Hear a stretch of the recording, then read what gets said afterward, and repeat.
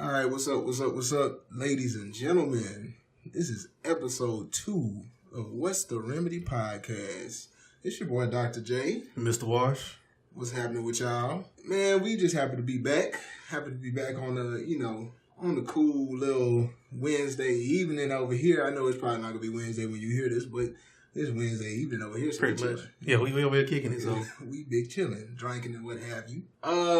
Real quick, before we even get started, I just want to, we're sending condolences, prayers out to all the people in Las Vegas, anybody that lost loved ones. It was a tragic event that happened out there just a couple of days ago now. So, I mean, it's a heavy feeling out there in the United States right now, period. But we just want to send our prayers, thoughts, and condolences out for everybody that's dealing with that. And we're gonna touch on that a little bit in this episode, off and on here and there. But we want to make sure we kind of mix it up, give y'all a show about a little bit of everything, like we promised you we would. All right, so just to get things started a little bit, Mr. Wash, how your week been, man? Man, ain't no slow boogie. You know how it go. You know what I'm saying? Work, come home, rinse and repeat. Shit. That's the tough life right there. Rinse and repeat, dog. Yeah. Going back to that stuff every day, man. Yeah, it's the life you live, you know what I'm saying? You're trying to find something different to do with your life, something exciting. You know what I'm saying? That's why we're doing this podcast. Trying to break up the repetitiveness of our everyday lives after leaving college and stuff, when the real world really hits you in the face and you like, okay, what's next? Man, and that real world hits you quick, man. And it's crazy to me because I'm like, dog, when you're younger, your biggest thing is like, man, I want to get older. I want to get grown. I want to have my own place. Oh, yeah.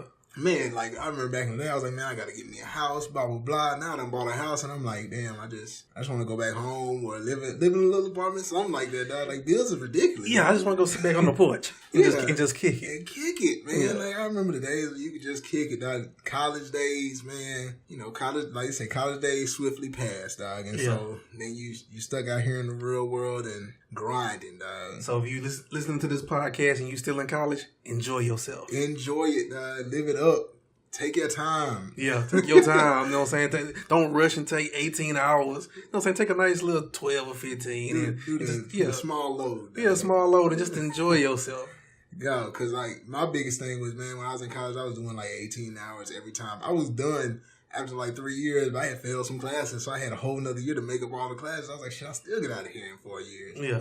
Man, but I look back and I was like, damn, I wish I had stayed like 6-7 years. I know people stayed there 10 years, and I'm like, you know what? They had a good time. They had a great time. They had a great time. I should have just stayed them 10 years. Oh, yeah. I'm not telling everybody to stay 10 years or nothing, but at the same time, enjoy your time in college, because once you hit that real world, it's shit ridiculous, man. Oh, yeah.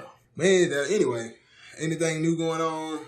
Anything to report out, dog? Man, nothing going on right now. So we got some more stuff coming your way. Like I say, we got the YouTube channel up. If you listen to it on YouTube, What's the Remedy Podcast, as well as on SoundCloud, as well as iTunes. You know what I'm saying? Check us out, subscribe. You know what I'm saying? Give us a listen. Give us a listen. Also hit us up on Twitter as well at What's the Remedy Podcast. Oh yeah, and the Twitter gonna be jumping too. Like I'm gonna make sure that this Twitter thing is not just because I've seen like some people's Twitter and it'd be like just posting when there's an episode or something like that. But no, we're gonna have discussions. We're gonna have questions, all that kind of stuff on our Twitter. We're gonna make sure the Twitter jumping because I personally enjoy Twitter myself. So I'm of course gonna make sure that my Twitter stays active because I'll be having time on my hands, and then the podcast Twitter gonna be just as active. I guarantee you. Yeah. So y'all have any kind of comments, questions, concerns, whatever? Hit us up in the comment section. Let us know what y'all feeling. You know what I'm saying? Y'all opinions, some of y'all questions, whatever. We'll answer them on the podcast. All right, so we're gonna go ahead and jump right into it, man. Like I said, we got an introduction out the way. We know how the week went. Everything was cool. We're going to jump right into our little What You Lying About Today segment. And like we said last week, this is basically our segment that we just kind of discuss things we've seen come up on Twitter, Facebook, social media, things like that. Stuff people are just talking about, viral videos, whatever. So my main thing right now, Wash, is my boy Shannon Sharp. The number one black man in America right now, dog. The realest brother on the block. The realest one on the block, man. Yeah. My boy Shannon Sharp was on national TV talking about he like his Black and Miles and Hen Dog, man. And pulled it out. And pulled out the black. Yeah. He called it a cigar. Yeah. But the old girl, she was quick to say, oh, no, that's a Black and Miles. Like, oh, okay. Yeah. She know what the black and mild is. I feel that. Oh, yeah. You know. But Jason Taylor just went to Hall of Fame, played for Miami Dolphins. Yeah. That's his sister. Oh. Yeah. Yeah, she know a little something about black and mild. Yeah, well, she got black people in her. So she done seen the black and milds in here in a little bit. Oh, yeah. But man, and like I have to say that for one thing, let me start off with the fact that Shannon Sharp was surprisingly the realest nigga out. Like he came out of nowhere being just the realest. And so what we got to appreciate what Shannon Sharp is doing for the culture right now. Before somebody try to shut him down. Right. Because society, once he gets so big, because he's trending on Twitter and everything else, whatever. When you get so big and you start getting on people's radar, they will try to shut you down and silence you. Oh yeah, they gonna shut my boy down. They're gonna try to shut him up a little bit. But I have a feeling we are living in the great days of Shannon Sharp right now. Yes, because he's unapologetically black. Exactly, man.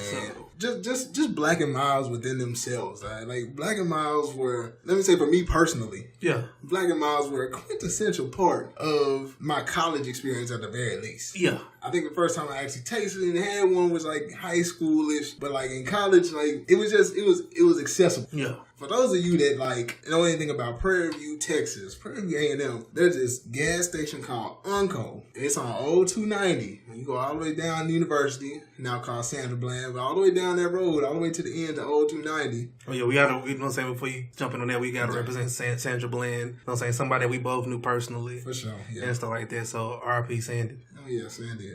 Yeah, I almost skip right over that. Yeah, R.I.P. Sandy, man. But right down there at the end of there, there's Unco. Unco is like a little gas station, kind of run down a little hole in the wall kind of gas station. But in Unco back in the day, and I don't know if they still have these deals now. Yeah, you used to get $2 for $1 blacks, and they used to do like real cheap Rillos. They used to do cheap everything at Unco, so everybody would go all the way to Unco to get everything, dog. Yeah. And those were the days. That's what I remember most about Black and Miles. And then I wasn't wealthy enough to drink Hennessy back then. Oh yeah. But as I got the job, because we were too busy drinking 211s, 211s and 40s, dog. Drinking 40s and smoking blacks, dog. Oh, yeah. That's all it was back then, man. But anyway, yeah. So when Shannon Sharp pulled out the blacks and the hen, that's the realest nigga on TV, man. Oh yeah.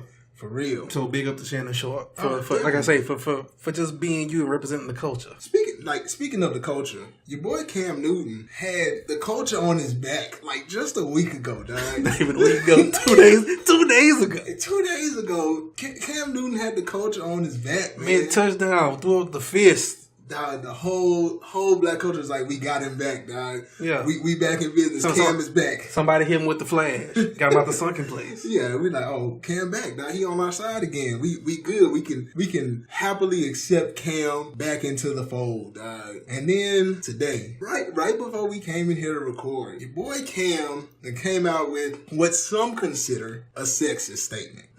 Me personally, I'm on the fence. Yeah. Because what Cam said, this is not a direct quote, but it's pretty close. He was in a press conference. He was just kind of, receiving questions and everything. One of the journalists there was a woman, and she asked him about one of his receivers, Funches. Asked him about how he runs his routes and everything, and if he feels like he's improved on route running and all that. And Cam, he kind of let out a little chuckle. He chuckled a little bit at her, and he's like, "Wow, that's funny." Yeah, a little chuckle, a little smirk. He chuckled a little bit at her. He's like, "Wow, that's funny." Coming from a woman. Yeah, it's funny that a woman talking to me about routes. But then, and then he proceeded to answer her question. So for me personally, my boy Cam, because he's back in the fold for me. I'm back on Cam Newton's team right now. Yeah. He's back in the fold. My boy Cam was just saying, it's kind of funny to hear a woman talk to you about running routes. I don't see nothing wrong with it. Yeah. It's like, on its face value, there's nothing wrong with it. And like, he should have, like I say, nothing wrong with him chuckling about it. Because he could have chuckled about it and was like, wow, that was surprising. A question coming from a woman, whatever. You know what I'm saying? And kind of like big up to it a little bit. Kind of like, okay, you know what I'm saying? For the question and stuff like that. But no, he kind of laughed it off and then like kind of dismissed her a little bit. But he answered the question, but he kind of dismissed it. So there's a little uneven ground, especially in the safe space world we live in today. Like, you just can't dismiss somebody like that. Because we know we live in a racially charged world. That's one. We also live in a sexist world, too. where a lot of women, you know what I'm saying, women and men are compared to each other, and women are looked at as inferior, not getting paid the same amount of money, you know what I'm saying, as men for doing the same type of job, things of that nature. So you have to look at it from this perspective. Yeah, as a man, do you like your girl liking sports? Yeah, you know what I'm saying? My baby likes sports, whatever. But let's keep it real. You like her when she's in her own little space of, oh, look at me, I got the jersey on. Yeah, go team. You know what I'm saying? Oh, I bought some wings for the viewing party, blah, blah, blah. I made y'all sandwiches. Yeah, I made y'all sandwiches, whatever. Who's playing tonight? You know what I'm saying? She got a jersey on, forget who's playing, whatever. She might be a big fan. You know what I'm saying? Like, I know somebody, major Cowboys fan, know the players and stuff like that. But that's about, you know what I'm saying, know what's going on, but that's about it. A lot of guys are looking like, oh, that's Bae, she's cute. Look at her go. Yeah. But if Bae sit down there and be like, why Cam Newton didn't throw the post route to Funches? You know what I'm saying? You know what I'm saying? Why Funches didn't run the 9 route? You gonna look at her like, what are you talking about? Why did safety bite? You know what I'm saying? Why did safety bite up? You know what I'm saying? You gonna look at her like, what are you talking about? Because a lot of men would feel inferior in that position. To be like, does she really know more than me? You know what I'm saying? Sports is men's safe space. True. You know what I'm saying? They're their own little domain. So for a woman to step into that safe space and actually know them as much as you do or even more, it kind of makes some people feel inferior. So in that kind of conversation, whatever, he kind of laughed her off a little bit. You know what I'm saying? That is her job. She is there to do research. She's going to research for her job like anybody else would. So she should know what routes are, whatever. Because if he was to ask her about something simple, a route combination or who's the defender on this play, and she just, I don't know, and stuff like that, then yes, she's set back women for 50 years. She should not be in that position. She should not be in that position. She got her job some kind of other way. You know what I'm saying? It wasn't because she was knowledgeable. I mean, and I feel that. I mean, I understand it. Like, I guess in hindsight, looking at it from that perspective, I can see where like, you know, oh, well, you know, she just doing her job or whatever. Yeah. But being a man that has been around football for a long time, playing and coaching and everything, like, I can see that conversation happening on a normal basis. Yeah. And I guess that's why I feel like it's not that big of a deal. Because I'm like, if I was sitting around, like if it's a group of coaches, and it's a female coach there, because this happens a lot, because you know we always had coaching meetings and stuff. Yeah. So like a female coach is there, and she's like, "Oh, so why don't y'all have such and such playing the mic? You know, I think he's faster off the snap than so and so, and blah blah blah." Like we would kind of stop and be like, "Oh." Yeah. You know, you kind of taken back because women haven't like really played the game, because it's not common for women to play the game at all. Yeah. And then on top of that, like, to know the intricate parts of the game. Yeah. And so I get what you're saying as far as like we're kind of making it so that she feels uncomfortable. Yeah. Because, you know, she's doing her job. Like, she's well researched. She understands the game. Yeah. And even not just the fact that it's her job. The simple matter is, like, on Twitter, which is where, you know, this story kind of came from for me. Yeah. There's a lot of women on Twitter that I follow personally and that I'm cool with that know the game. Yeah. Like, really know the game. Yeah. And so, like, when they have discussions, they discuss things about the game, and I can see how that'd be intimidating for somebody. Yeah. At the same time, I ain't no, like, weak person. Yeah. Like, I'm not a weak man. Yeah. So, like, if somebody knew the game, I'd be happy. Yeah. Like, I'd be like, oh, shit. You know, like, if I got a guy that know the game, then we can have a conversation about the game. Yeah. You know what I'm saying? I don't really expect for a woman to know every part of the game. Like, I don't expect her to know blocking schemes, because that's not normal. Yeah. But, like, route running is universal. Like, you see route running. Like, all you have to do is look at the game and see what a slant is. Yeah. You know, you see a man cutting and making an end route or something like that. Like, you know the basics of the passing tree. You ain't going to draw that whole out, but you know it. Yeah. And so, like, I don't know, man. Like, I agree with what you're saying and stuff. And like I said, I'm just playing devil's advocate. Because it's like something you brought up before off the cast, pretty much saying like, okay, just like a black person being in a same situation with a bunch of white people at a certain job, or whatever the case may be. You're qualified to be in that job. But when a certain project arises, whatever, and you speak eloquently, you know what I'm saying, your points are across, you're very knowledgeable in the situation, you have some people in the room like, oh, hey, you really know what you're talking about. Very well spoken. Yeah, and you kind of like, well, how the hell you think I got here? Right. Like, you know what I'm saying? I'm in this room because I know what the hell I'm talking about.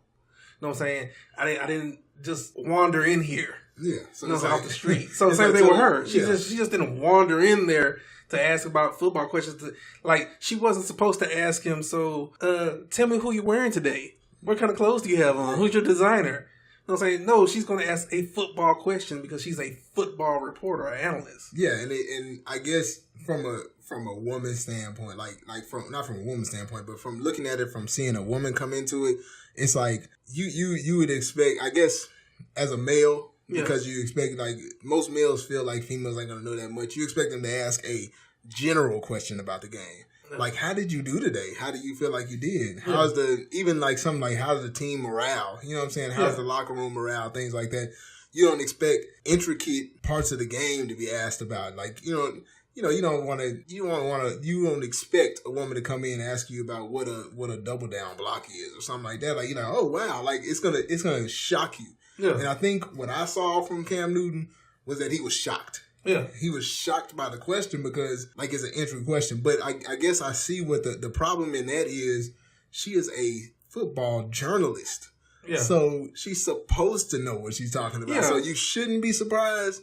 But I guess that's why I say I'm kind of on the fence about it. That's like you're saying, like, since it's her job, it shouldn't be a real surprise. Like you said, I didn't really see too much wrong with it myself. But since it's her job, you shouldn't be surprised. Now I'm in the kitchen. And I'm throwing down with not barbecuing, you know what I'm saying, just on the pit, but I'm actually in there, you know what I'm saying, I'm cooking all kind of chicken breast, Parmesan chicken, throwing down with some, you know what I'm saying, all kind of stuff. And a woman sees me doing this and she's like, wow, you're really cooking. Yeah, I can see you being surprised because, you know what I'm saying, a male knowing how to cook like that is not a normal thing. This is not my profession. So it is a surprise for me to do it. But if I was a chef, and you was coming in and be like, wow, you really can cook. That's my job. I'd be pissed off. Yeah. Well, what did you think? Man. Oh, no. Yes, I'm a chef. You be like, well, this food is really good.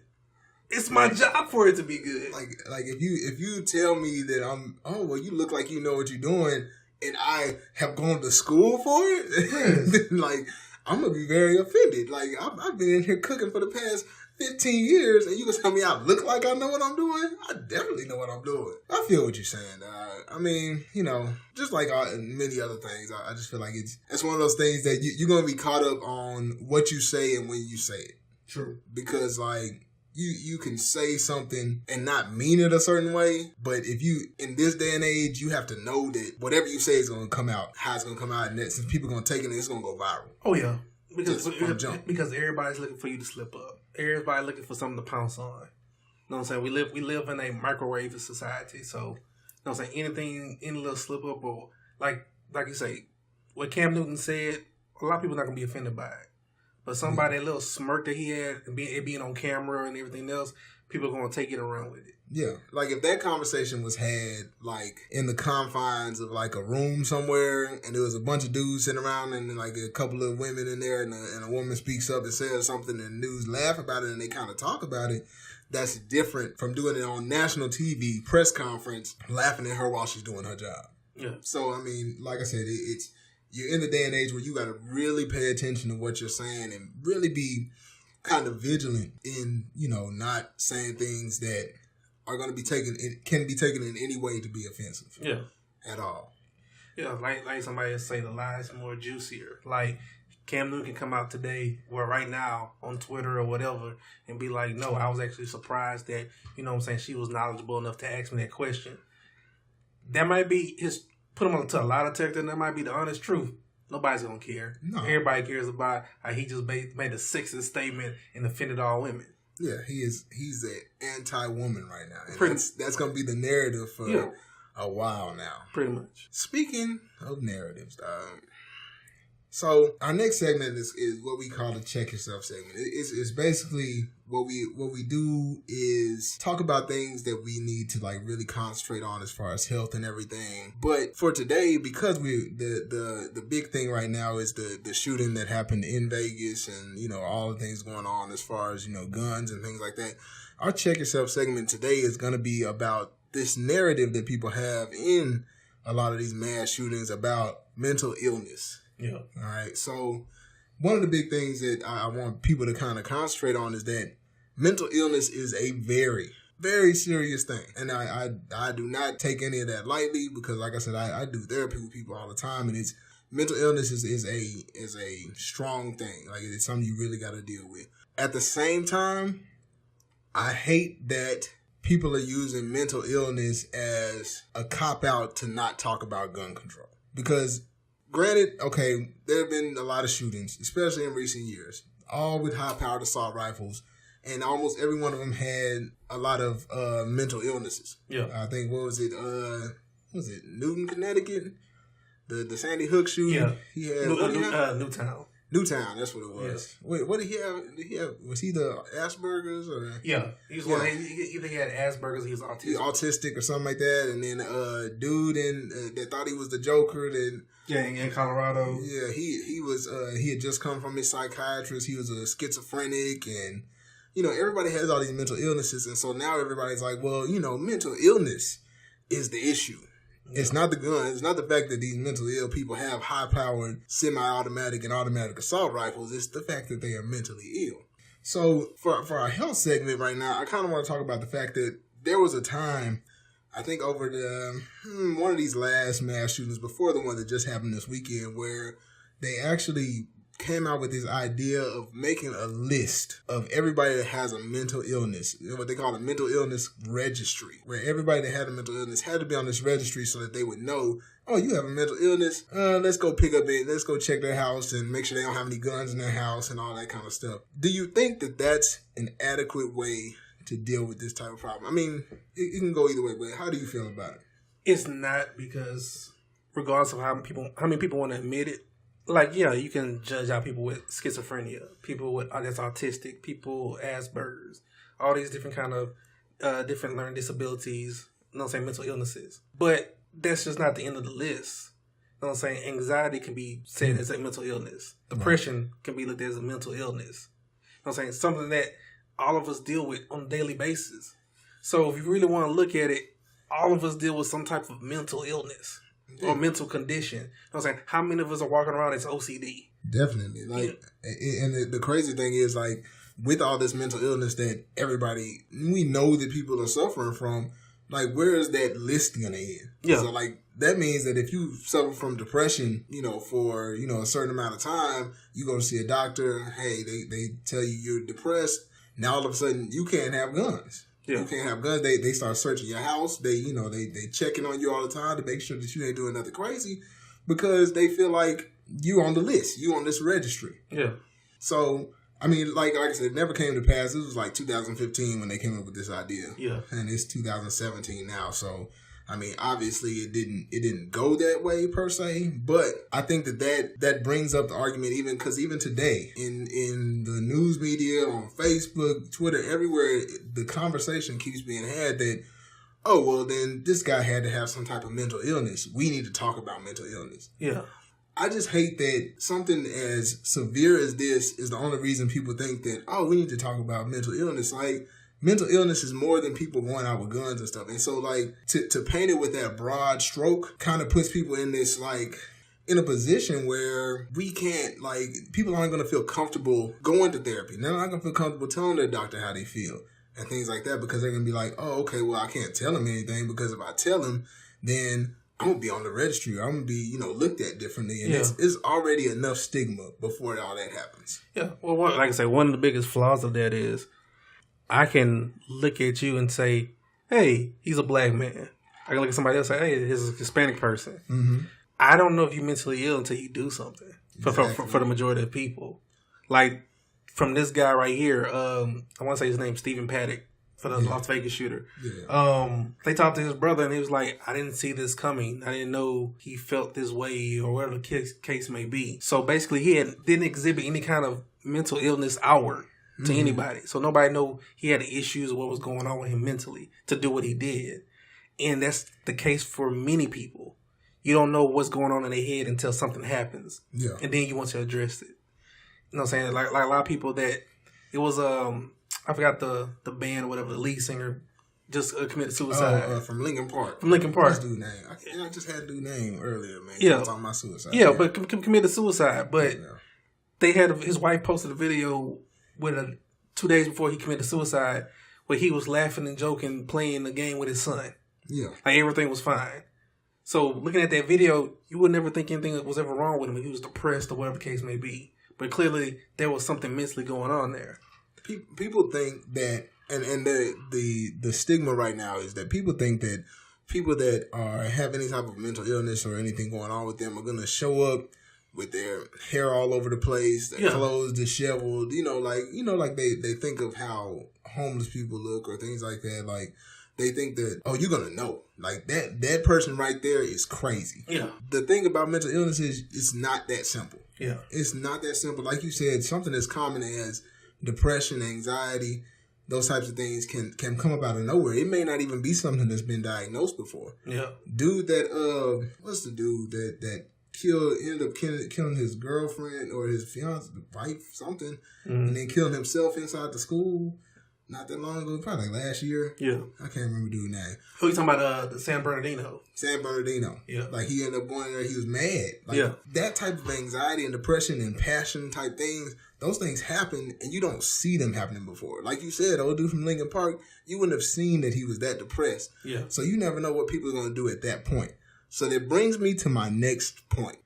With mental illness being the narrative that everybody's running with right now because of this mass shooting, why wouldn't the narrative go towards maybe we just need to keep these guns off the street because we can't tell when this shit's gonna happen? Yeah. So like, how do we combat that? Like, what is an efficient means that you've heard of combating the guns on the street? Well, with that question, it's a rhetorical question because you already know the answer. Right. You know what I'm saying? For gun control, you have to have stricter gun laws. And we also know that's not going to happen because the NRA makes so much money, you know what I'm saying, and basically are in the pockets of a lot of people in Congress right now that we're not going to get those type of laws. Like, you know what I'm saying, the video we just watched, whatever, you need a handgun or a shotgun to protect your family, to protect yourself, to protect your home. Yeah, yeah. You don't need an assault rifle. Right. You know what I'm saying? It's called an assault rifle because you're about to assault somebody. Yeah. That's not a self-defense rifle. Yeah, it's not a self-defense rifle. You know what I'm saying? We got a whole clip, you know what I'm saying? You busting somebody. You know what I'm saying? You going, if you have an assault rifle, you're looking for the action. You're not protecting your situation. You're trying to attack and assault somebody.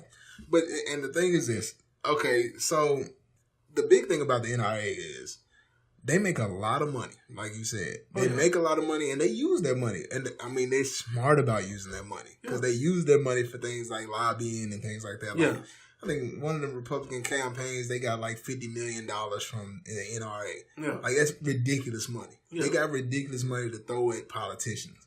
So, of course, if somebody throwing me $50 million, I'm not finna say, hey, let's not give them any more money. I'm going to say, hey, you know what? If I keep them getting money, I'm going to keep getting money. Yeah. And at the end of the day, in this capitalist society that we are in, that's all that matters. Yeah. All that matters is the money at the end of the day. So the other big thing is this. So I saw this conversation somewhere, during this whole thing. And one of the things that people have said was that, people don't want to have assault rifles be banned. Because they're like, well, why not just everybody can get their pistols, maybe shotguns, things like that, for protection and maybe hunting. And that's all you need is like a regular rifle, shotgun, pistol at the most. And that's for home protection. They're like, well, why wouldn't you just stop people from buying assault rifles? So what somebody said was that assault rifles cost a lot. Yeah. You can get you a good assault rifle going to cost you a little bit. So the NRA makes a lot of money. Like gun dealers make a lot of money off of selling assault rifles. Like I can go pick up a pistol right now for $200. Yeah. You're not finna go get an assault rifle for too cheap. Okay, a couple of thousand. Yeah, you gonna come off a G or two. Yeah. You know what I'm saying? So like they're not gonna ban the thing that makes them the most money. Yeah. That's like me, if I'm selling you some, Converse for $30 and I'm selling J's for $250, I'm not gonna say, you know what? I don't really like the way, people are handling those J's. I don't like the way they're wearing them and stuff. So I'm gonna pull the J's off the rack and I'm just gonna sell straight Converse. Yeah. I'm losing a whole lot of money by not selling those J's. Yeah. And like they're saying, like right now on the news and stuff, they're talking about, cause this guy did it in Las Vegas. Pretty much, you buy an assault rifle, they're not going to sell you like a banana clip for a chopper or nothing like that. Yeah. You know what I'm saying? Because they're like, okay, you really trying to do something. But they would sell you like the bump stock, whatever, that you can alter your weapon to make it a rapid fire weapon. Mm-hmm. You know what I'm saying? Things of that nature. But with that being said, also, we gotta keep it real. A lot of people right now, like I say, the people that buying these assault rifles and stuff like that, it's an inferiority complex. Oh yeah. It's the conflict of these are the type of people that have like mass arsenals in their homes and stuff like that. Mm-hmm. You know what I'm saying? Usually of the Caucasian, you know what I'm saying, persuasion. From the Caucasus Mountains. Yeah, from the Caucasus Mountains, you know what I'm saying? You know what I'm saying? Not saying all. Yeah. But people are gearing up for a revolution. They've been gearing up for it because at the end of the day, you have to hold some... When everybody else is kind of galvanizing, you've seen the black community galvanize, Hispanics are becoming more of the majority and stuff like that, you have to have some kind of equalizer. Right. And if I have an arsenal, and a lot of people I know, these hunters and stuff like that, have all these arsenals and stuff like that, this ain't The Walking Dead. They're not getting ready for the zombies. They're getting ready for you. Exactly. They're ready for you to rise up and try to take what they have. Dog, and the funniest thing I heard in the conversation about that kind of thing was that, like, they were like, I think it was like on a Facebook status, you know, because Facebook is wild. I think the only reason I go on Facebook is so I can read comments. Yeah. People comments on Facebook be wild, dog. And it's great to just get like the different perspectives because like I can go to like one section of Facebook and you get like one extreme, and then the other section of Facebook you get the other extreme. But anyway. So I was on Facebook and I was looking at a gun control argument. And one of the dudes making the argument was like, you know, he was arguing for getting assault rifles. Yeah. And he's like, well, you know, the reason that we have to have assault rifles is because when we put that in the Constitution, the whole point was that we had a militia ready so the government can never overtake us. So the only reason the government is held at bay right now and the only reason the government is not taking over all the citizens is because they know that we had so many citizens have an arsenal. Yeah. And I'm like, my argument against that is, do you think the government is worried about your guns? Yeah. Like, you think they have whole drones. Like, they don't even have to talk to you before killing you. Yeah. And they worried about you having an arsenal in your house? If the government wanted to take over right now, they would take this shit over. It wouldn't be no questions. Yes. You can have 50 guns in your house, and by tomorrow, you'll be sitting outside on the curb in handcuffs and going to somewhere you ain't never heard of before. If the government wanted you touched, you'll be touched. Yeah, you could be going to the store and you could have your gun in the holster and you will be dead before you can reach for it. Yes. Like, it's not, the government is not coming for you, bro. Like, that's, you're not building an arsenal to fight the government. Oh, yeah, and the government's not stupid either. Like, let's keep it real. They didn't know, they said, oh my God, we didn't know he was building this arsenal to do this, whatever. No, they knew he had an arsenal. You had to know. Like, don't believe that lie because while all y'all on here fake woke, you know what I'm saying, talking about this and that, to be honest with you, like, oh, the government's trying to do this to you and blah, blah, blah, this and that. Your phone is a tracker. Right. You know what I'm saying? You're a fool to think that people don't know where you at all times. We're married to our phones. We're slaves to our phones. And our phone's the biggest tracker. Don't worry about putting a chip in your body. You can have your phone on your hip. Dog. So you know what I'm saying? That's the chip. You know what I'm saying? They lying to you. So, speaking of that, dog, so the whole chip argument, and I'm getting like way off of the mental health stuff, but I feel like this is almost part of mental health right here, dog. Because it's paranoia. The paranoia, that's what I'm saying. Yeah. The paranoia is what's kind of getting me right now, dog. Like, so I've been reading a lot about people talking about these conspiracy theories. One of the biggest ones is this concentration camp conspiracy. And, like, everybody believes that everybody's going to these concentration camps. They're like, that's why, okay, because first of all, it started with the hurricane. Mm-hmm. Like, when Harvey hit, because, you know, we in Houston. Yeah. So we know the effects of Harvey. We had stuff flooded out, all that kind of stuff. One of the big things was, you know, once your house floods out, they put you in a concentration camp. Mm-hmm. And so once you're in a concentration camp, that's how they control you, and they're going to put a chip in your body when you get there. You're not going to be able to accept none of your FEMA money without a chip, all that kind of stuff. Granted, FEMA, Red Cross, I'm mad at them personally because they ain't giving me no money. But, you know what I'm saying? Like I said, I feel bad for some of y'all because, like I said, this podcast is going to be out beforehand, but you know you can get some food stamps by tomorrow, right? Oh, everybody. Man, but I seen, you know what? Nah, we way off. But you know what? Like, there's a conversation. We good. But, dog, I seen people talk, like, I've seen people going for the food stamps other places. Yeah. And them lines be ridiculous, dog. Yeah. Like I say, there's some people, like, you know, so like, again, we in Houston. So, like I say, Greens Point, they say it was wild. It's like a war ground out there. Don't even try that. But they got like the Pasadena Convention Center, Fifth Ward. You know what I'm saying? They got other places. I know somebody went today to Fifth Ward, got in and out. Yeah. You know what I'm saysaying? So, like I say, this probably come out after that, so it's kind of pointless to let y'all know they go out there and get it. But if you listen to this, I hope you got them. Yeah, hopefully if you out there in the Houston area, or if you listen to this in Florida, hey, y'all got the same thing, man. Y'all try to find out where them food stamps are. I mean, I heard they give out about $400 worth of food stamps, so it's a good deal if you can get to it. Yeah, you know what I'm saying? So my people from Harvey, from Irma, you know what I'm saying? And again, like we talking about with tragedy for Las Vegas, pray for the people in Puerto Rico, because that boy Trump is shitting on them people in Puerto Rico who are U.S. American citizens that should be treated like everybody else, but because of the color of their skin and that they're on the island, not part of the 50 states that really matter in the political vote, they kind of just basically being cast off. Yeah, they doing so I don't want to tell you to donate to Red Cross because everybody feel like that's a big conspiracy, but you know what I'm saying. They hold me, man. They ain't giving my $400. Yeah. So you know what I'm saying. If you can donate anything to help them people out there in Puerto Rico, or whatever, please do, because like I say, that could be you at any time. Exactly, man. But we gonna get to Puerto Rico in a second too, because that whole thing is crazy in Puerto Rico. Shoot the J, Trump. Shoot the J. Yeah, fuck Trump. We moving on. Hold on. So anyway, back to my original point for this whole thing. My whole thing was about mental illness and like the mental conditions that people are going through in these mass shootings. Yeah. Well, the people actually doing the mass shootings, because the PTSD from the victims is a whole nother story. But one of the big things that came out, and I actually read an article about it, was how the majority of at least 95% of all mass shootings have been males, and 55% of those have been white males. So what is it about males and mass shootings? Like, why is it that males are so... What's going on with men that they feel like they got to shoot up everything? Well, because men don't know how to take rejection and, you know what I'm saying, really cope with a lot of things. We talked about in the first episode, a lot of men don't like to deal with their feelings.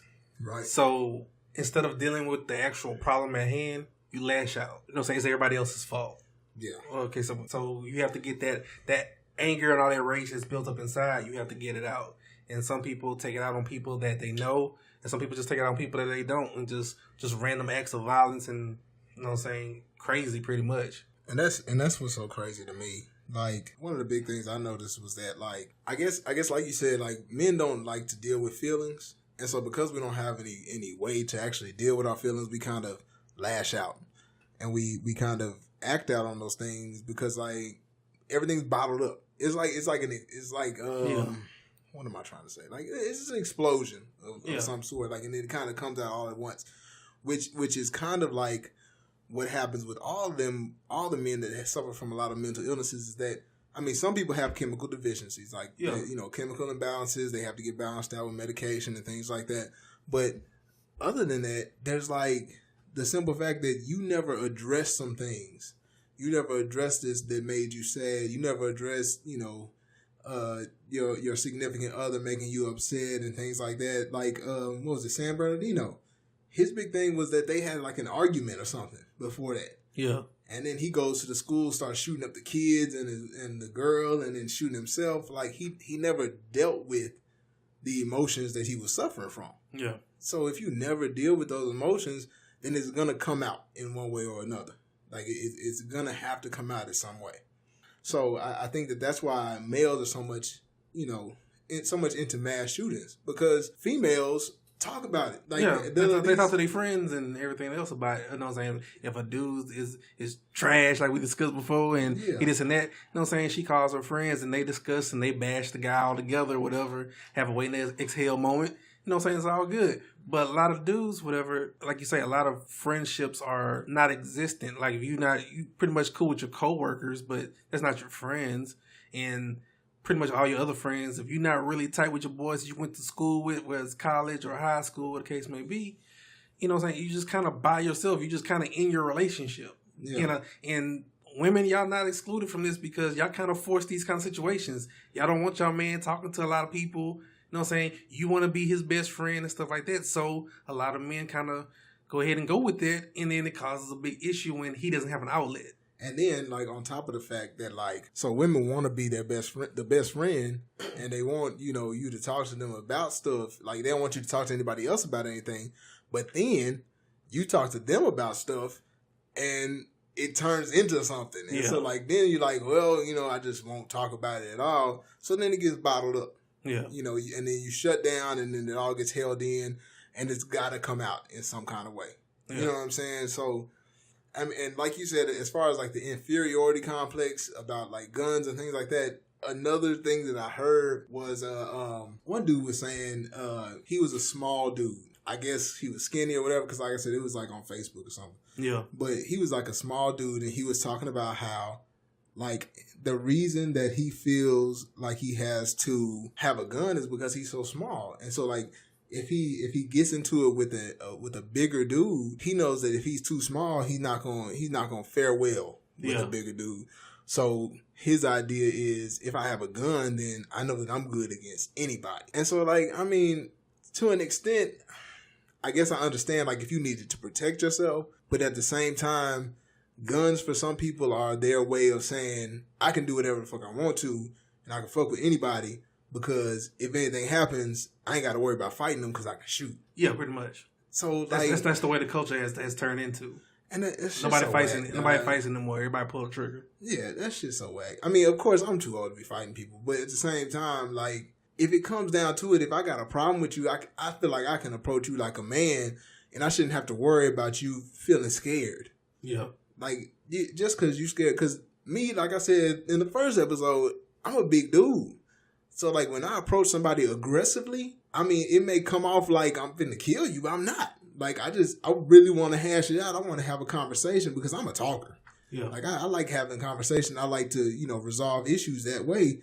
But, I mean, I know that I can get heated at times and it can come off a certain way. So I don't want to be nervous about the fact that I'm coming at you, you know, aggressively because I want to have the conversation. And then you reaching for your pistol because you scared that I'm bigger than you are. Like, that shit's stupid to me. Well, like you're saying, like, this being bigger than somebody, that's a size different than somebody being kind of scared and feeling inferior, they need a gun or whatever.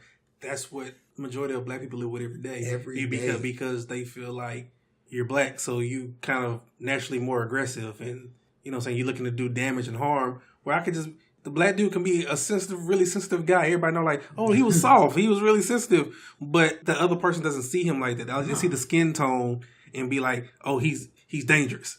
Yeah, they automatically think we're dangerous regardless. So it's like, I'm really at a loss either way.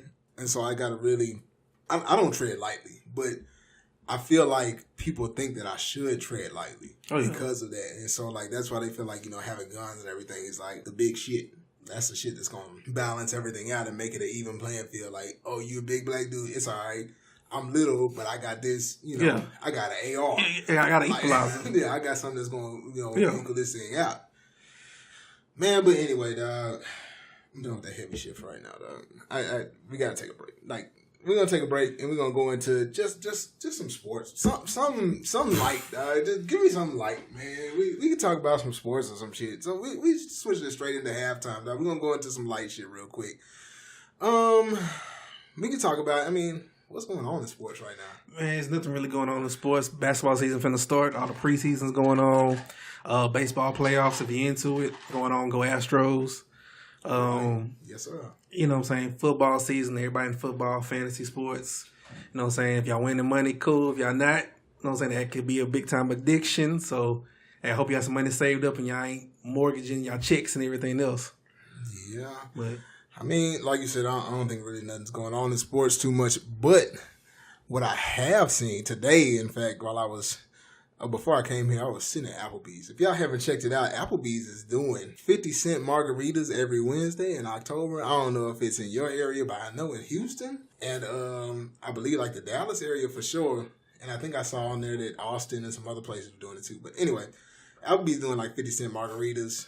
So I was at Applebee's waiting for this nigga Wash to get home, get off work and shit. So I was sitting at Applebee's, but sitting there drinking 50-cent margaritas. They aren't the best. Getting sloppy. Yeah, they aren't the best, but you know what I'm saying, for 50 cents, you can't really, beggars can't be choosers. Oh, no.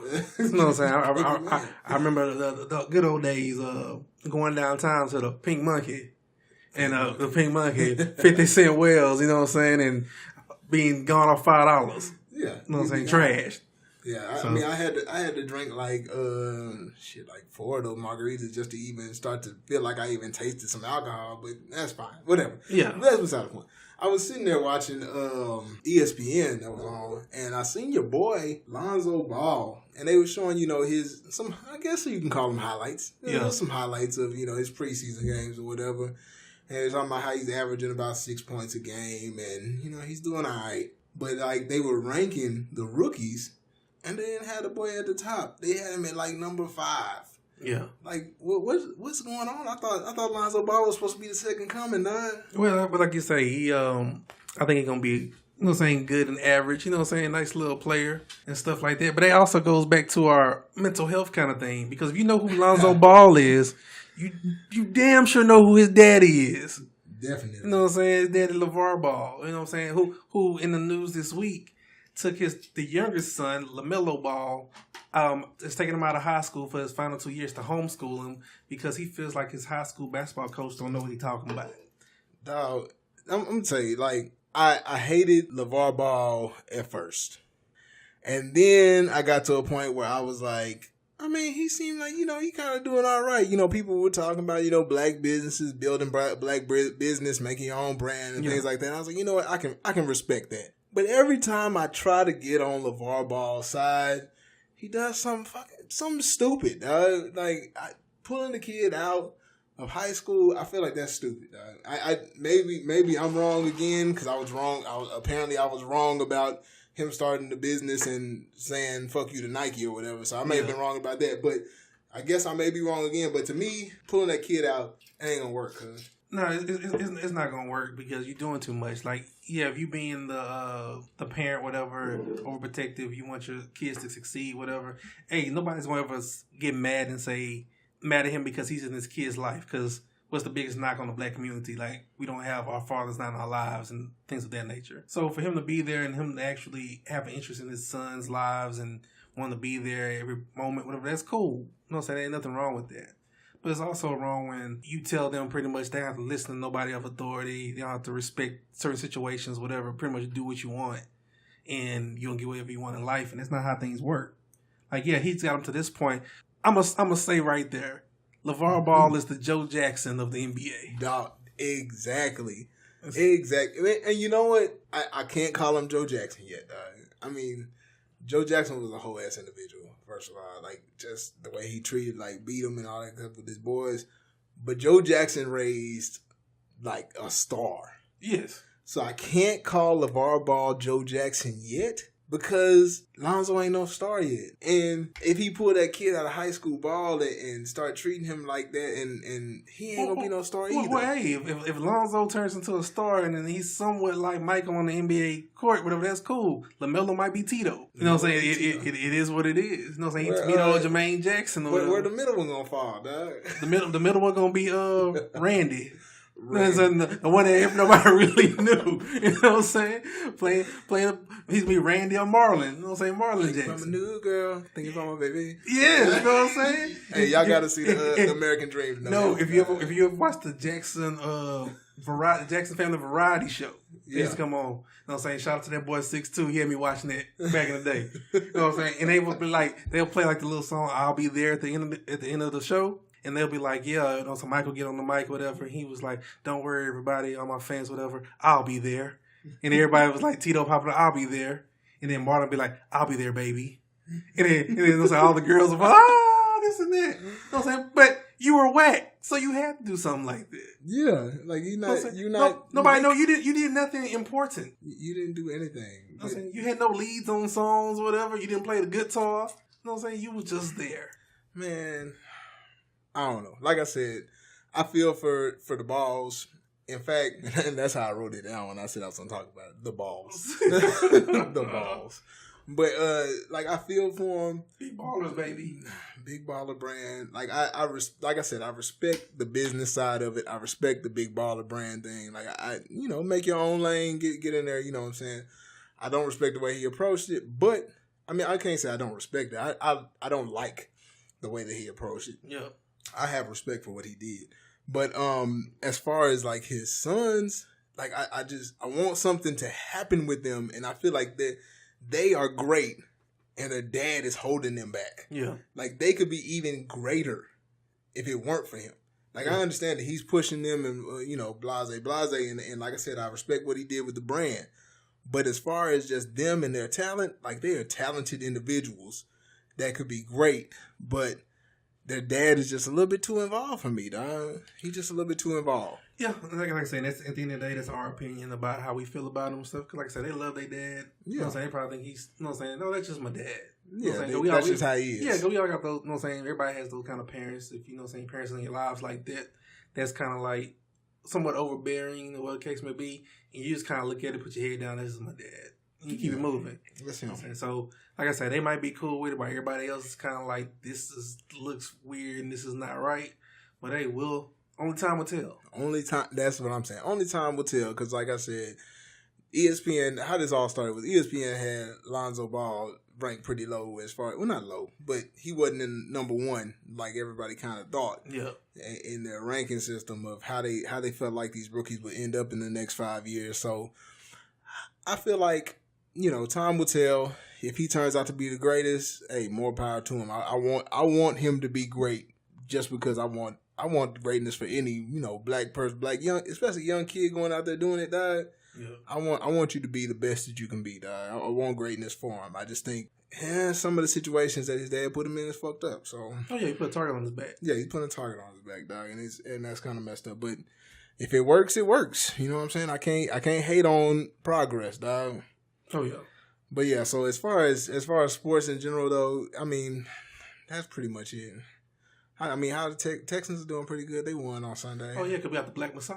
Yeah. You know what I'm saying? Deshaun Watson. We got some free shit, Yeah, you know what I'm saying? We can go to Sonic, you know what I'm saying? Get some slushy. Get you a slushy, you know what I'm saying? Papa John's, get some pizza, something like that. Was it Papa John's that does that? Yeah, Papa John's does something like that. Yeah, Papa John's does something with some pizza, and somewhere else you could go and wear Texans gear and get some free shit. Like, Texans winning is a good thing in the city of Houston. Oh, yeah. So Texans doing all right, so we good. Astros in the playoffs, we good. Rockets going to come out and do something. Yeah, they looked good last night. You know what I'm saying? They played a little preseason against OKC. So, yeah. I'm saying CP3. You know what I'm saying? Hard. We going to be all right with the Rockets, dog. We going to be all right, dog. So, back to some, like, I guess, semi-real shit. We got 50 minutes in. Oh, yeah, we talking. Yeah, we talking, dog. Anyway, so back to kind of some semi-real shit. So we back to this Puerto Rico thing. But, I mean, granted, the disaster in Puerto Rico is serious. We feel for the people out there, praying, donate if you can, all of that. But what I have to talk about in our real news segment today, no fake shit. Yeah. Real news today, your boy Trump. Your boy Trump is out there in Puerto Rico acting a damn fool, dog. Okay, let me just start off with what Trump did when he first landed. He gets there and he goes to the hangar to have a little press conference and stuff. And the first thing he tells Puerto Rico is, hey, y'all messed up our budget, made it a little out of whack.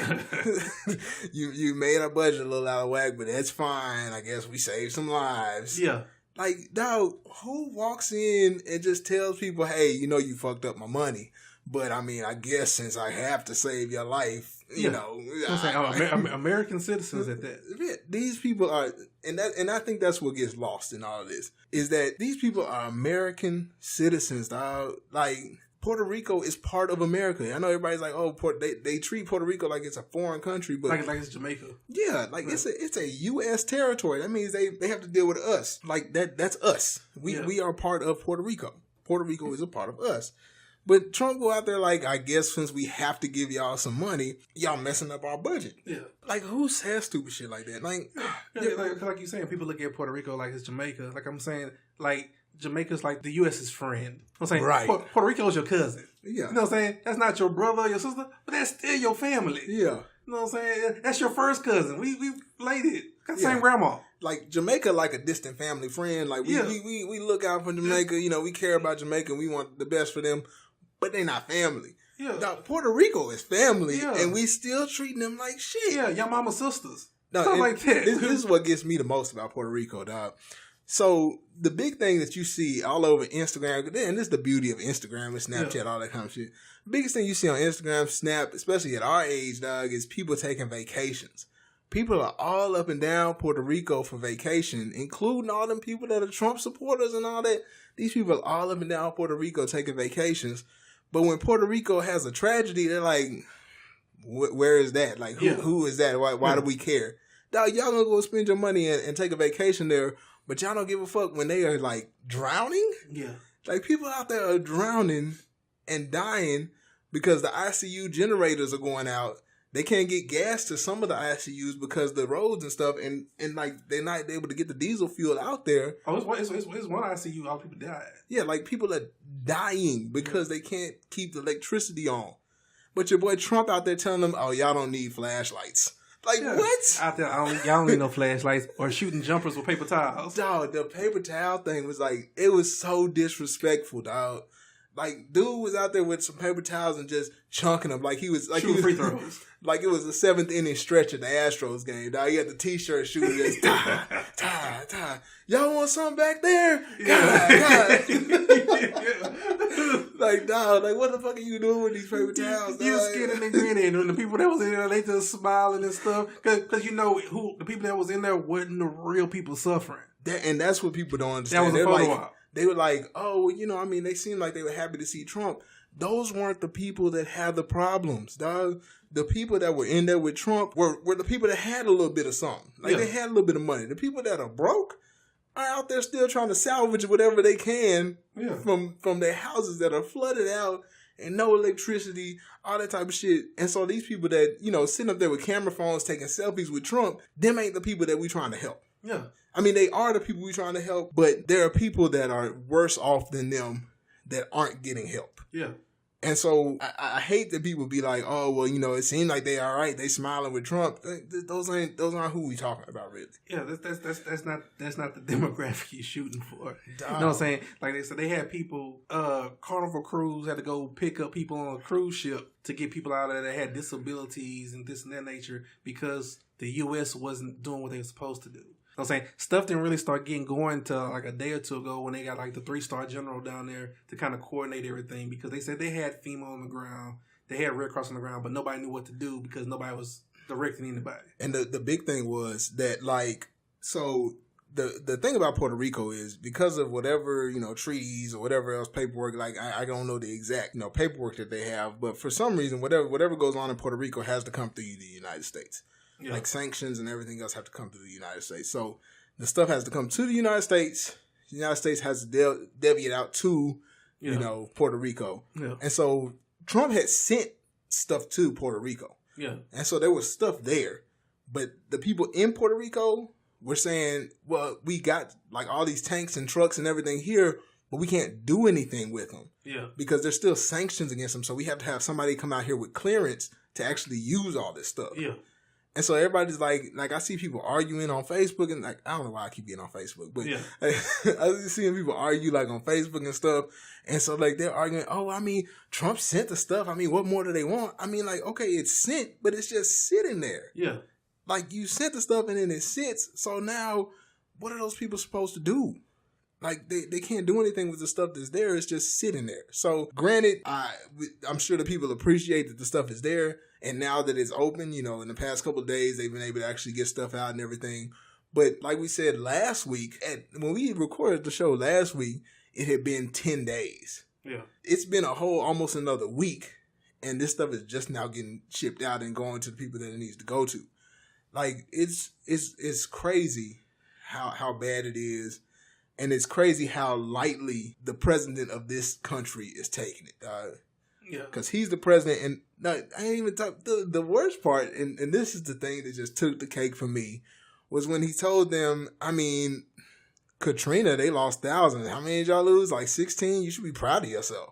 Yeah. Like, who says stupid shit like that to people that are dying? Yeah, last time I looked at numbers like 40-something, 50 now. Yeah, like, oh my, like, but it didn't matter if it was 5. Yeah. What would you tell somebody? Oh, you only 5 people died? I mean, you should be happy with that. Like, no, that's not a. And this goes back all the way full circle to what I said. Like how I felt about Trump from the beginning when he first was running and everything. Everybody was hype about Trump because they were like, oh, you know, Trump's not a politician. He's a businessman. So he's not going to say the thing that you want to hear. He's going to say what's real and blah, blah, blah. No, Trump is a goddamn idiot, dog. Like, he's stupid as fuck. And so, like, he going to say some stupid shit. And if you agree with it, then it's cool. But when he says stupid shit that you don't agree with, then he's just speaking his mind. Like, you can't have it both ways. Trump is stupid. And that goes to, like, the crazy part I feel about it. Like, the whole concept of being a businessman. He's been bankrupt like 4 or 5 times. So you gonna give me money? Talking about Puerto Rico, the golf course. You know what I'm saying? He went bankrupt on a golf course. The taxpayers of Puerto Rico are paying off a $30-something million golf course that he brought there. Oh. So you talking about they throwing a budget out of whack and debt? You created some of their debt. Exactly. So it's kind of like, what are you talking about? Like, if you'd paid your debt back rather than going bankrupt, they probably have a little bit more money because they paying for your debt still. Yeah. So, I mean, like I said, I don't understand. I mean, I guess, you know, he's the president of the United States or whatever. But I don't understand backing Trump when he does such stupid things. It's not a liberal Republican argument. It's a common sense argument. It's a human argument. Yeah, it's a human argument because, like, at the end of the day, you should care about people. Yeah. It's like, hey, people need help. This and that, whatever. It's like, throw the politics out of it. Like, if you was in danger, you was drowning. Which, like I said, if you was in Houston or you was in Florida, some of you were, and you wanted help, whatever in case may be, and help came to you through other people of all different nationalities, colors, races, whatever the case may be. People were helping people. That's how you want it to be. If Puerto Rico was Tennessee, if Puerto Rico was Colorado, what the case may be, you know what I'm saying, you would help it out. It's all part of the same group of things. It's all part of the United States. Mm-hmm. So you should want to help those people too. When he made it clear Texas got aid, Florida gets aid, you know what I'm saying, make sure Las Vegas have everything they need. Puerto Rico should be the same way. Exactly. It's part of the United States. And that's what kills me is that, like, people act like it's not part of the United States. Puerto Rico is part of us. We should all be cutting for Puerto Rico. It should not have taken this long to be like, oh, well, I mean, they still haven't gotten enough, then let's make sure we get it. It should have been like the next day. But like I say, at the end of the day, we all know what it's about. When you look at Puerto Rico, you know what I'm saying, and people want to be like, okay, yeah, the racist part of it, like, you know what I'm saying, black faces, people of color. You know what I'm saying? That is true. That has some part of it. But really the difference is when President Trump looks at Puerto Rico, he doesn't see his voters. You know what I'm saying? You don't look like my voters. He probably don't even know if Puerto Rico can vote for the election. You know, Trump don't know shit about politics. So like I say, he don't even know they can vote for the election. So with that being said, you're not my part of my base. I'm not really worried about you. Yeah. Trump is worried about his next election. All of this is a big campaign for him. Fuck Trump, man. I don't even want to talk about this no more, dog. So we over an hour now. So I'm gonna go ahead and, you know, kind of wind it down with our woo-saw moment, dog. So we just finna woo-saw real quick. Calm yourself down. You know what I'm saying? Take your deep breath and, you know what I'm saying, try to cleanse yourself of all this negativity because there's so much negativity out here. Breathe in the good shit, breathe out the bullshit. Yeah. That's all it is, dog. Okay, so with that, since we're in that arena now, what our woo-saw moment is for today is basically what we're gonna call self-care, and this is good for men, women, for everybody, because everybody is dealing with society right now. Yeah. There's a lot going on, dog. There's been at least 3 hurricanes in recent months. Yeah. Between Harvey, Irma, Maria, you know what I'm saying? It's been 3 major hurricanes, like catastrophic hurricanes. On top of that, you got Trump making stupid statements all the time. You got the shooting in Vegas. Like there's so much heaviness going on in the world right now that I think it's very important that people kind of keep in mind that there's a time that you need to really take care of yourself outside of work, outside of taking care of family, outside of everything else that you have to worry about, anything that causes you stress or anxiety. One of the big things you need to do is really take care of yourself. So our self-care advice or idea for today is that you really just got to kind of unplug sometimes. That like we discussed earlier about, we were talking about kind of the big brother thing where, you think the government doesn't know what you're doing, but you on your phone constantly, you talking, you texting, you on social media, everything you do is connected. Like we have become a very social society in the sense that we are always connected with somebody. So we feel like, okay, well, since I'm not getting a text message, so I'm gonna start tweeting. Twitter's not really popping, so I'm gonna get on Facebook. Let me go ahead and check my snaps. Okay, well, you're checking so many things all the time that, like, you're not really concentrating on yourself anymore. Yeah. So what's important for you to do is sometimes, every once in a while, even if it's just for like an hour of the day, you gotta unplug. Me personally, I like for that time to be when I go to the gym. And I haven't been doing it much, but I'm trying to get back into it where, like, I go to the gym and I either turn my phone off or I leave my phone in the car.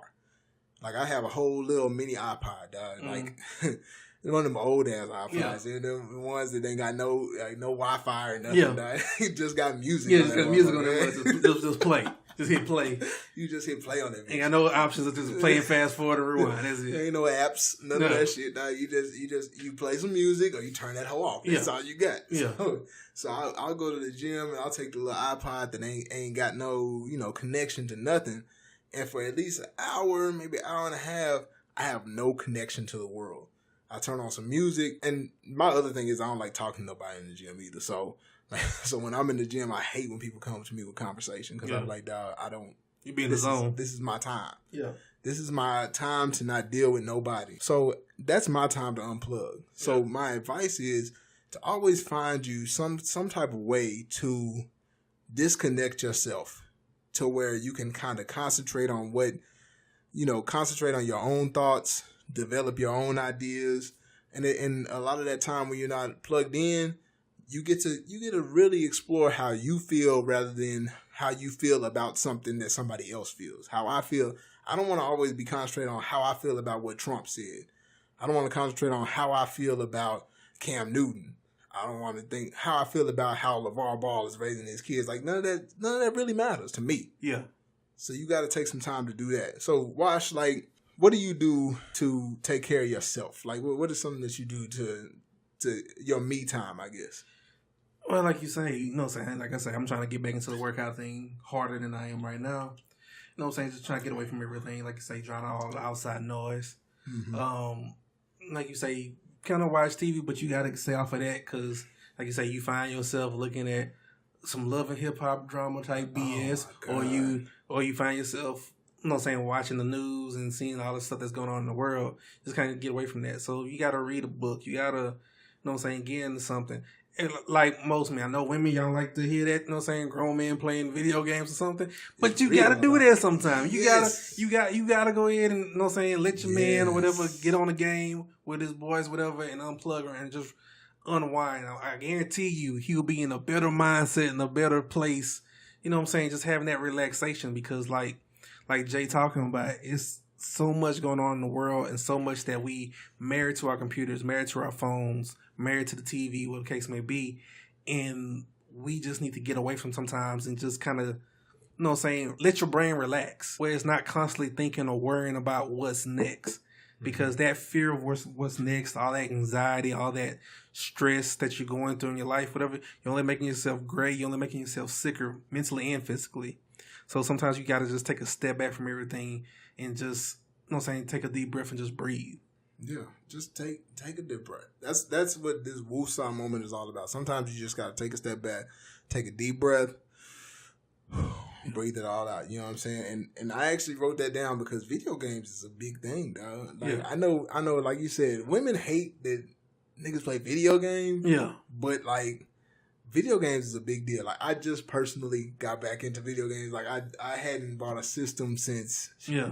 Dog, When did the PS3 come out? Like when we were at PV? Yeah, pretty much. You know what I'm saying? The 2000s. Yeah, you know like what I'm saying? Not the teens. 2000s, right? Pre-2010. So like I hadn't bought a system since like the early 2000s, and I was like, you know what, dog? I need something where I can unwind. So I went ahead and bought me an Xbox One S, and like I was talking, my gal was like, "Oh, you don't even play video games. Like, why are you even buying this shit? You're not finna play it." Yeah. And I'm like, yes, I am. Yeah. I'm gonna play. And so like I've gotten back into playing. I'm finna buy me 2K. When I get 2K, I'm gonna be on it. I don't even know what my gamer tag is right now. It used to be a Hit Dog Holler like everything else of my social media. Yeah. But I don't know what my gamer tag is right now. I think it's like Romeo Alpha or something like that. But yeah, I don't mind. Be more careful. Yeah, you still got the same. Yeah, I got the same one from back in PV days. You know what I'm saying? So yeah, but I tried to bring my old gamer tag back, like with the Hit Dog Holler, because like I said, all my social media is a Hit Dog Holler. So I was like, oh, okay, I can do that, but I couldn't for whatever reason. Yeah. But anyway, so video games is a big deal. It's a good way for people to unplug, get into just some self-care kind of things. And so for your woosah, for your advice, dog, chill. Cut off everything else. Take some time for yourself. Really just kind of do you. You know what I'm saying? Do what makes you happy. Whether it be playing a game of basketball, get back out there on the court. Yeah. You know what I'm saying? Get to the weight room.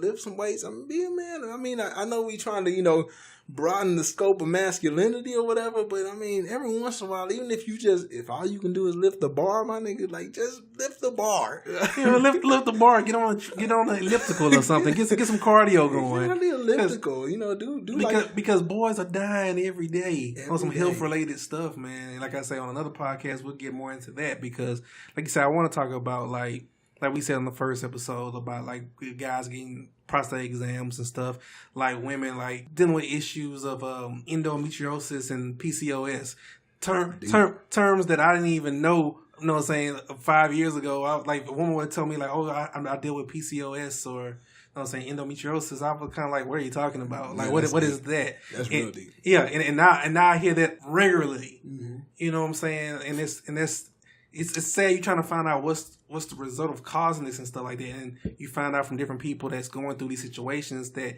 you just hear their stories and you just kind of like, I need to get more informed about this because this is really affecting us. Mm-hmm. So it's just more things to like do your research about. Yeah, and like we said, when you take time out for yourself, one of the big things is make yourself healthy. Make yourself healthy mentally. Make yourself healthy physically. If you need to, make yourself healthy financially. Take time and look over your books. Look over your budget. Budget yourself. You'd be surprised how much better you feel when you actually know how much you're spending and where you're spending it at. You know what I'm saying? Take your time and build yourself. That is our woosah moment for today. Build yourself. Take care of yourself. Do what you got to do to make yourself better. All right? So we're gonna on that note, I guess we're going to go ahead and probably end it, man. We have good conversation out here, man, and we hope that, y'all can incorporate yourselves in the conversation. If you feel something when you're listening, shoot us a message. You know what I'm saying? We got the Twitter at What's the Remedy, just like it sounds. What's the Remedy on Twitter. If you want to shoot us an email, we are on the email. We'll respond real quick. It's What's the Remedy Podcast at gmail.com. If you're listening to us on SoundCloud, go ahead and like it. Comment, subscribe, iTunes, same thing. Leave us a rating on iTunes. We will take constructive criticism. If you got something you want to tell us that we can add to the show, we'd be happy to add it.